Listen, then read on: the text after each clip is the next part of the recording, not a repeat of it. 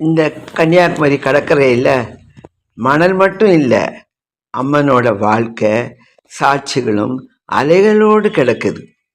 இங்கே நிறைய கடல் குச்சி இருக்கும். எல்லாரும் அதை சேகரித்து கொண்டு போவார்கள். அது சிறிய கற்கள், சிப்பிகள், மணல் கலந்த துகள்கள், இப்படி பலவிதமான நிறத்தில் இருக்கும். சாதாரணமாக தான் இருக்கும். ஆனால் கன்னியாகுமரியில் அவை சாதாரணமல்ல. ஏனென்றால் அன்று நடந்தது ஒரு பெரிய கதை. அன்று திருமண இரவு. அம்மன் காத்திருக்கிறாள். சிவபெருமான் வருவார். கடல் அமைதியாக இருந்தது.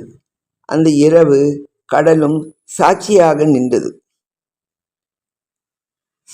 சேவல் கூவியது. முகூர்த்தம் முடிந்ததாக எண்ணப்பட்டது. திருமணம் நிறுத்தப்பட்டது. அந்த நொடியில்தான் கடல் கலங்கிச்சு. அலைகள் அப்படி உயர்ந்தது. காற்று வீசியது, மூர்க்கத்தனமாக வீசியது. திருமணத்துக்காக தயார் செய்யப்பட்ட பொருட்கள், அரிசி, மஞ்சள், அலங்கார துகள்கள் எல்லாம் அலைகளால் கடற்கரையில் சிதறின. இன்னைக்கு அதை தான் கடல் குச்சி, சிப்பி, சங்கு, பல வடிவத்தில் கல்யாணத்துக்காக சேகரிக்கப்பட்ட பொருட்கள் சிதறி கிடக்கிறதாக நாம் இன்றும் நம்புகிறோம்.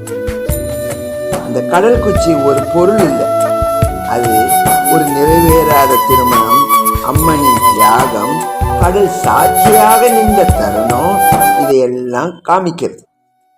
அம்மன் அழுதா என்று கதைகள் சொல்லாது.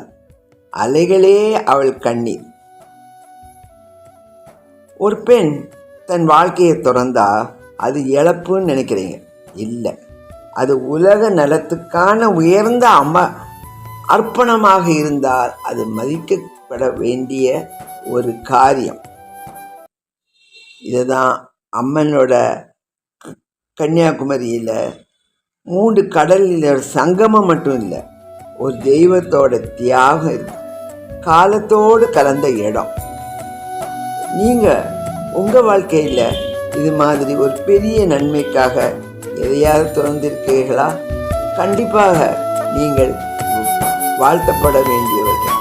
நம் வரலாற்றில் வராவிட்டாலும் நம் மனதளவில் திருப்தியாக நீங்கள் எல்லாரும் வாழ்ந்து கொண்டிருக்கிறீர்கள்.